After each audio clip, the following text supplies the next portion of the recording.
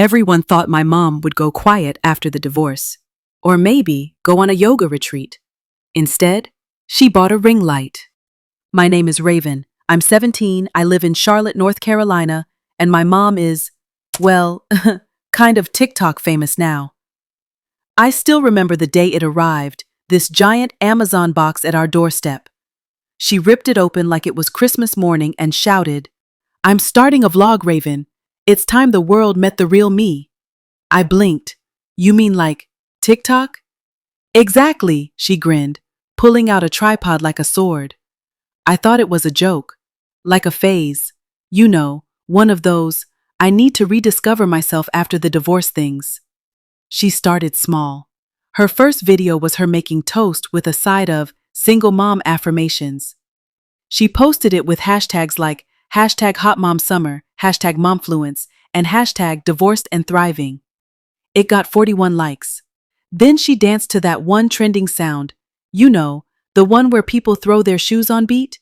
She almost fell trying to kick off her heels and ended up on Funniest Mom Fails compilation.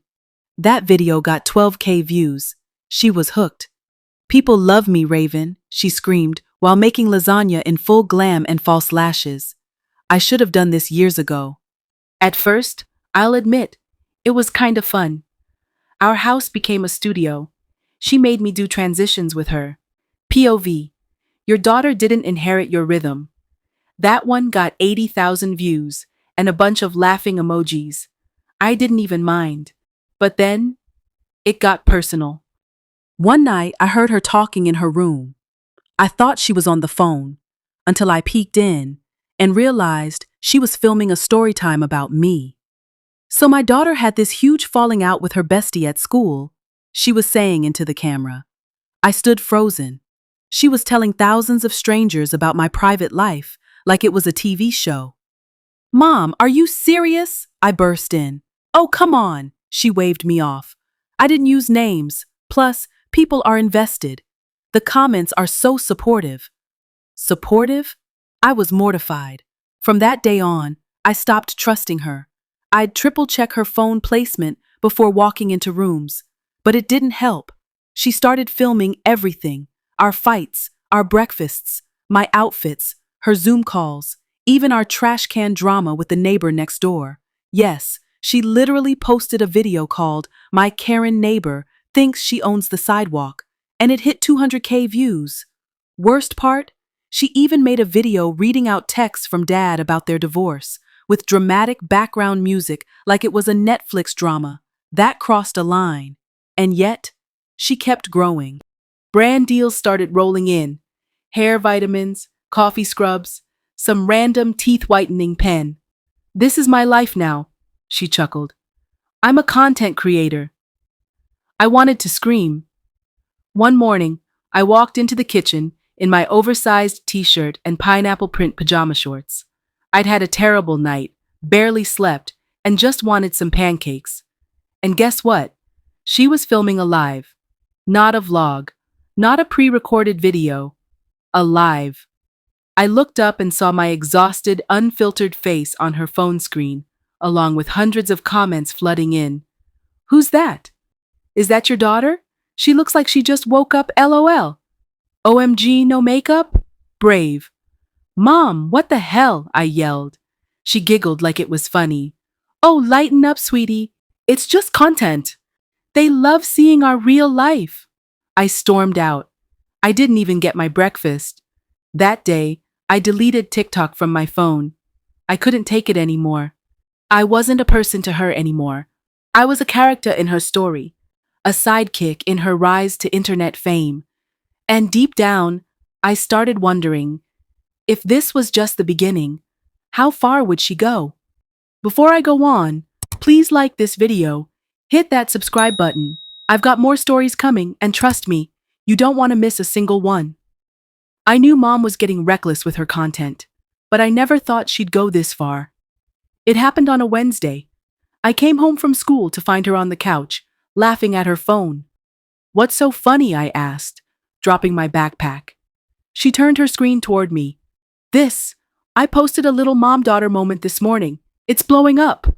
The video was titled, Reading my teen's dramatic diary entries. Hashtag mom reacts. Hashtag teen drama. I froze. What did you say? I just read a few lines. Don't be so sensitive. She giggled. People love it. Look, 500K views already. I snatched the phone from her hand and hit play. There it was. My handwriting, my personal thoughts, written in pink ink on that little strawberry-patterned notebook I kept hidden in my drawer. And she was reading it to the camera like a stand-up comedian. Some days I feel invisible, like I could vanish and no one would even notice. She snorted. Okay, Shakespeare. The comments were full of laughing emojis. Your daughter is dramatic AF. She needs therapy, not TikTok. Tell her to grow up. I couldn't breathe. Why would you do that? I screamed, tears already forming. Oh, calm down, Raven. It's not that deep. I didn't say your name. You showed my handwriting. She rolled her eyes. It's just for content. You'll get over it. I ran to my room, slammed the door, and collapsed onto the floor. My chest ached. My head spun. At school the next day, it got worse. 2 girls in math class whispered as I passed. Did you hear her mom read her diary? So cringe. She really wrote that she wanted to disappear? Like, yikes. By lunch, everyone had seen it. Even teachers were side-eyeing me. I stopped going to school after that. For the next week, I stayed locked in my room. I turned off notifications, deleted Instagram, and refused to speak to Mom. She didn't even knock, just kept filming her silly morning routines and skincare hauls like nothing happened. One afternoon, Dad showed up unannounced. I guess someone tipped him off. Maybe a teacher, maybe my aunt.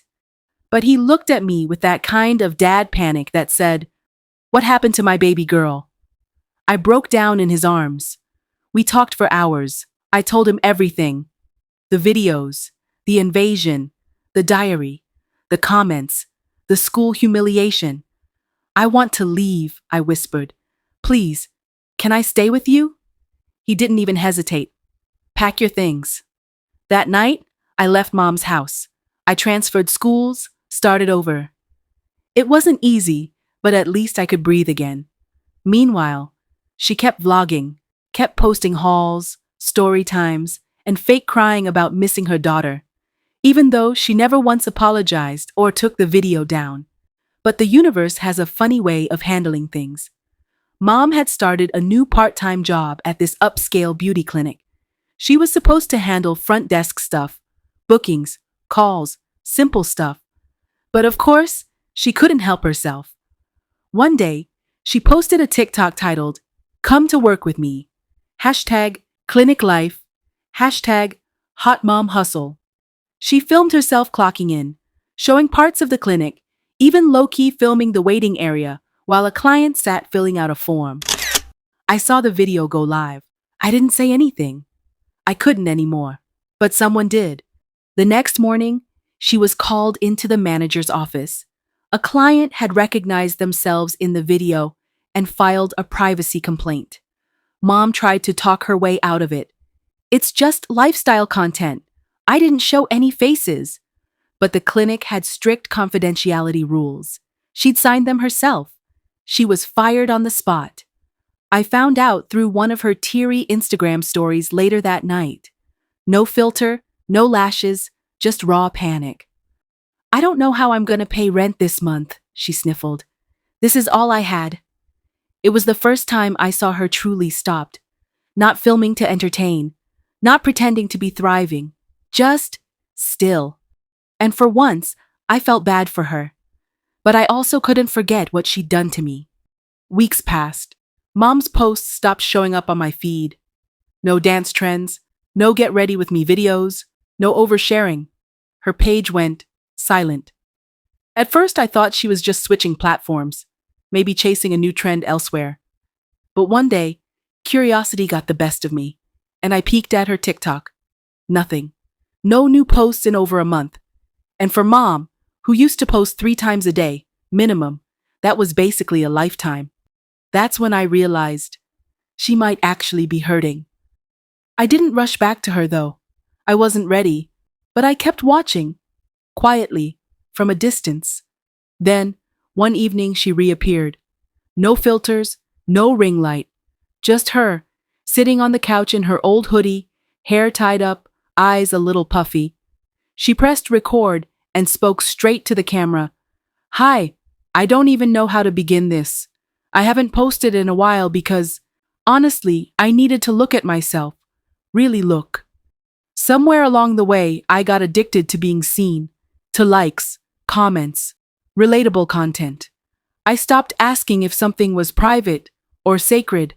I just shared it. I hurt the people I love, especially my daughter. And then I lost my job for crossing lines I never should have crossed, all because I wanted to be somebody. But the truth is, I already was. I was her mom, and I forgot what that meant. So I took a break, and I've been thinking, reflecting, healing.